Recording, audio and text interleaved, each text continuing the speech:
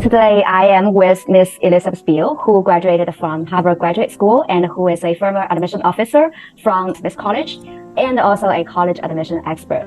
I am super excited to have this with me today. I have collected a lot of questions from our students and parents. Let's get started. So first and foremost, can you walk us through the admission review process step by step?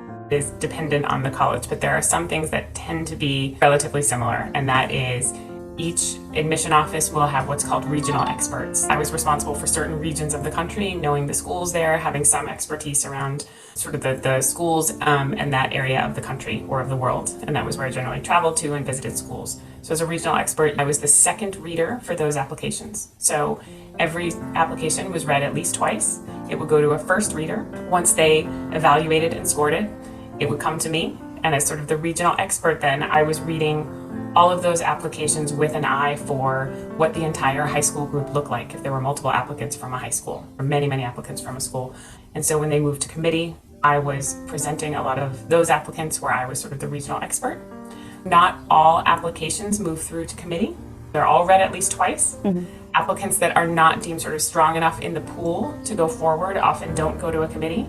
Whereas some applications are going to land in two different committees. They might land in a committee for different institutional priorities, where they land because of their region, because of their school group, because of some special interest or special skill. They're going to be seen multiple times throughout the process. So you mentioned like the pools. What are the so-called pools that students are being reviewed amongst? The pools are going to be somewhat dependent on the college. One word in admissions that you'll hear a lot is institutional priorities, which is colleges determining just what it sounds like, what their priorities are as an institution to shape an incoming class and a student body that they want. So whether that is they need cellist for their orchestra that year who's incoming, an oboist, there are obviously athletic teams they have to field. There are particular academic programs first and foremost where they need to be maybe growing them in a particular way.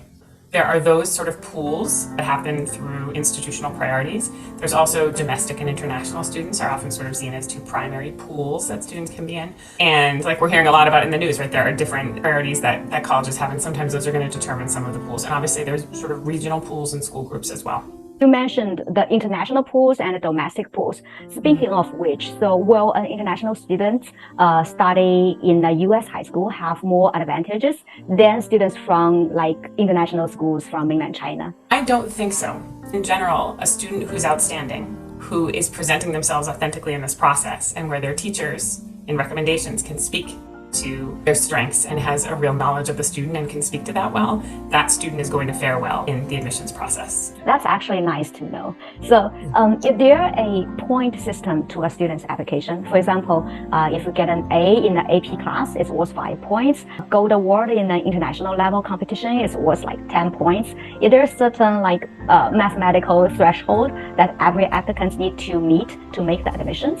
It certainly was not when I worked in admissions. I don't believe, particularly at that level of detail, that is very common, or I have not heard about that in very highly selective schools. So if you think of the volume that colleges are reading at, particularly these very highly selective colleges in the US, tens of thousands of applications, there is real care given to every reading of a student's application, but you're not looking at so much as points for certain achievements or competitions, but rather sometimes you see a point system overall, maybe like a 1 to 10. An application overall is getting a 1 to 10, with maybe a 1 to 10 being a superstar. The student is obviously advancing to some committees or beyond. At the other end of the scale, maybe the student is not even moving on to a second reader because they very clearly aren't meeting some of those sort of the thresholds to move on. So can demonstrating a clear academic and career path in the application positively influence the admission decision?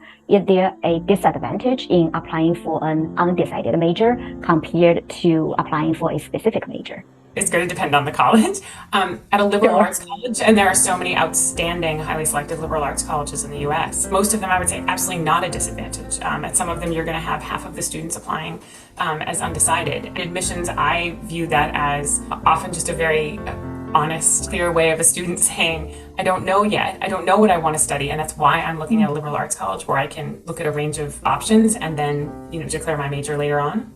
In the US, it's sort of not seen as a necessity that students at 18 know what they want to study. And I would say there were students who were very clear what they wanted for their major and then changed their mind a year or two in. The times where I will say I think it is very helpful for a student to have a clear academic and career path is when they have demonstrated an authentic interest and passion for that path throughout their application. So when you really see that consistency, here's a student saying they want to be a mechanical engineer, and you see that in their internships, you see it in things that they've pursued outside of school, in clubs in school, and in the courses they've taken. So when a student says they want to be pre-med, but it doesn't look like they've taken any challenging biology or anatomy and physiology courses, right, that doesn't line up so well. Next question will be, how much will a high school's past matriculation matter in the application process? If a student's overall academic performance is very good, and so does his or her activities, but no one from his or her high school has ever been admitted to a certain university, say Harvard, in the past 10 years.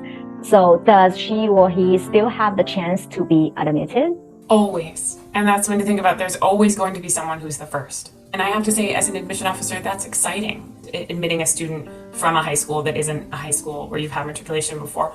Also, more and more over the past decades, it's really been a point of pride, and I think something important in U.S. colleges that they're continuing to expand access. And having representation from more places in the world, students with different backgrounds, students from different high schools. So there's always a first. And again, it's the admission officer's job to look at a student in the context of their school. So even having not had students matriculate to the college before from that high school, what I'm looking for is this high school offering rigorous enough opportunities in their curriculum? And what has the student done within the context of those? It's actually not easy to break the record. So what will it take for the students as well as for the high school to break that zero record? Honestly, it depends why there hasn't been. So if there hasn't been a student admitted before because the high school simply isn't offering a rigorous enough curriculum for the student to be a strong applicant in that pool, does that make sense? But that's usually not going to be the case. What I was looking for is within what the student has been offered at the high school, what have they taken advantage of? So again, if this is one of the top students at the high school, then to me, within what they've been offered, they've done extraordinary things. And so then beyond that, it's going to be what makes them stand out in the pool. And what's difficult is there are years where a student who's admitted one year will not be admitted the next year. They were to apply the next year, maybe 3 years later.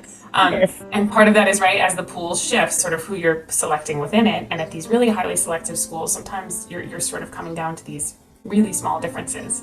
So